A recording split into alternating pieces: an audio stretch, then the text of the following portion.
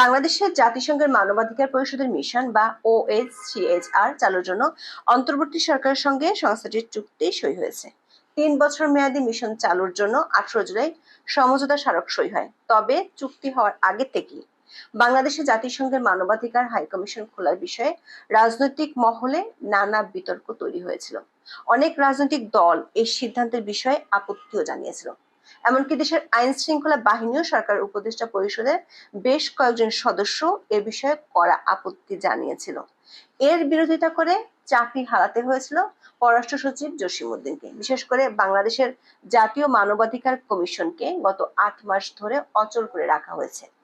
দেশীয় আন্তর্জাতিক সংস্থাগুলোর পক্ষ থেকে সংস্কারের মাধ্যমে এই প্রতিষ্ঠানটিকে কার্যকর করার জন্য অনেকবার অধ্যাপক ইউনূসের সরকারকে তাগিদ দেওয়া হয়েছে, কিন্তু সরকার তা না করে কেন জাতিসংঘ মানবাধিকার কমিশনকে বিশেষ আপ্যায়ন করে ডেকে নিয়ে আসলো? এর পেছনে আছে বেশ কিছু রহস্য। কারণ বিশ্লেষকদের মত হলো, সংস্কার দেশের অভ্যন্তরীণ বিষয় এবং জাতিসংঘ মানবাধিকার কমিশন অফিস হলে তা বিশ্বে দেশের ভাবমূর্তি ক্ষুণ্ণ করবে।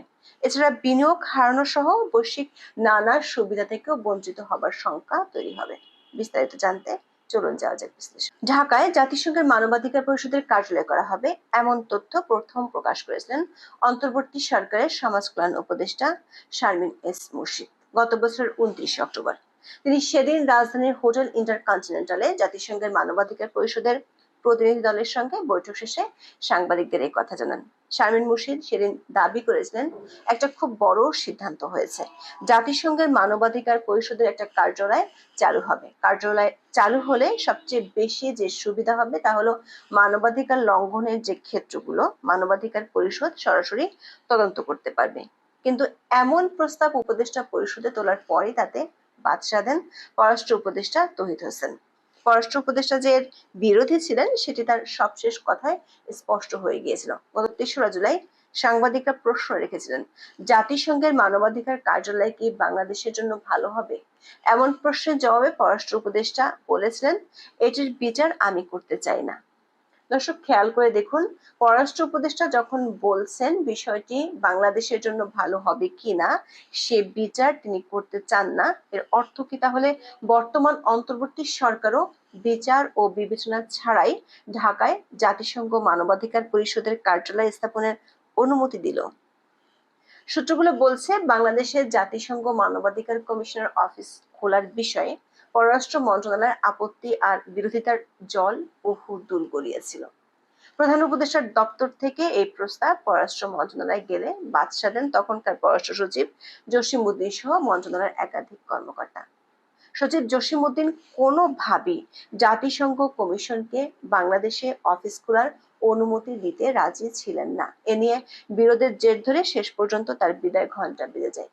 একই সময় রাখাইনে মানবিক করিডোর দেওয়ার ইস্যুটি নিয়েও জসিমউদ্দিনের আপত্তি ছিল, কিন্তু অধ্যাপক ইউনূসের চাপে শেষ পর্যন্ত পররাষ্ট্র মন্ত্রণালয়কে রাজি হতে হয়।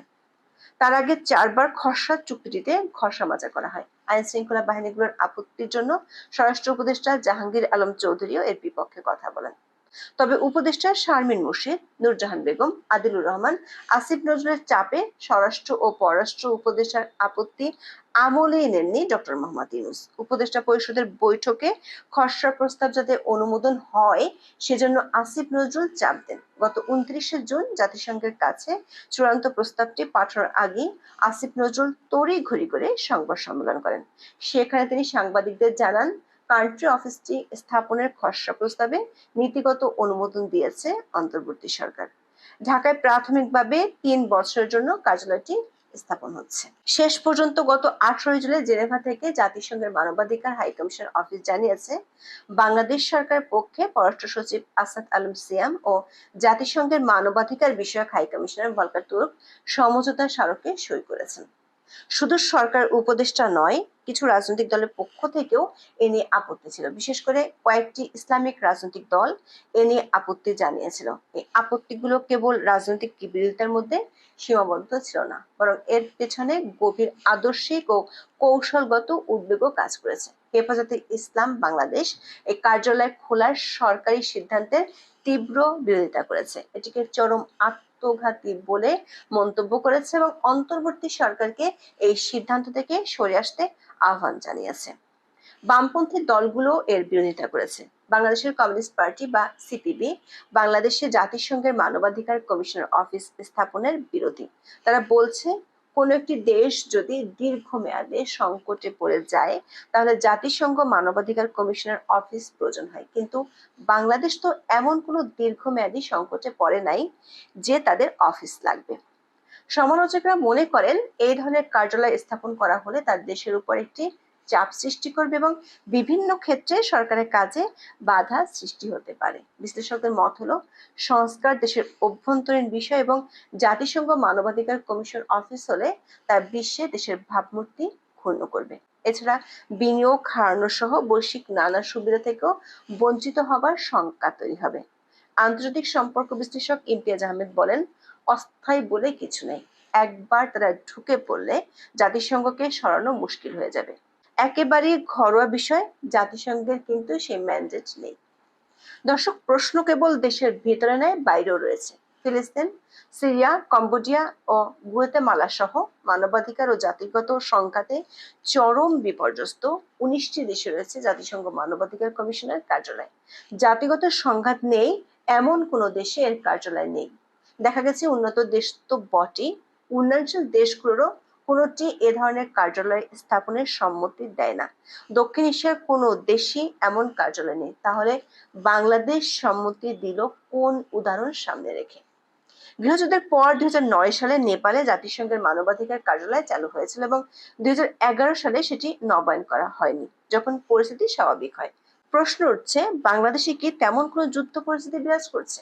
এখন কি বাংলাদেশে এমন পরিস্থিতি তৈরি হলো যে নেপালের মতো বাংলাদেশেও এ ধরনের কার্যালয় লাগবে? এমনকি সরকারের কাছে জাতীয় মানবাধিকার কমিশনের প্রতিনিধিরা প্রশ্ন তুলেছিলেন, এ ধরনের কার্যালয় থাকা দেশগুলোর সঙ্গে বাংলাদেশের মানবাধিকার পরিস্থিতি তুলনীয় কিনা। এর মধ্যে রহস্যজনক কারণে বাংলাদেশের জাতীয় মানবাধিকার কমিশনকে অকেজো করে রেখেছে অন্তর্বর্তী সরকার। দেশীয় বিদেশি নানা সংস্থার পক্ষ থেকে সরকারকে গত বছরের সেপ্টেম্বর থেকে জাতীয় মানবাধিকার কমিশনের সংস্কার ও পুনর্গঠনের দাবি জানিয়েছে, কিন্তু গত 8 মাস ধরে সংস্থাটিকে অকেজো করে রেখেছে অন্তর্বর্তী সরকার।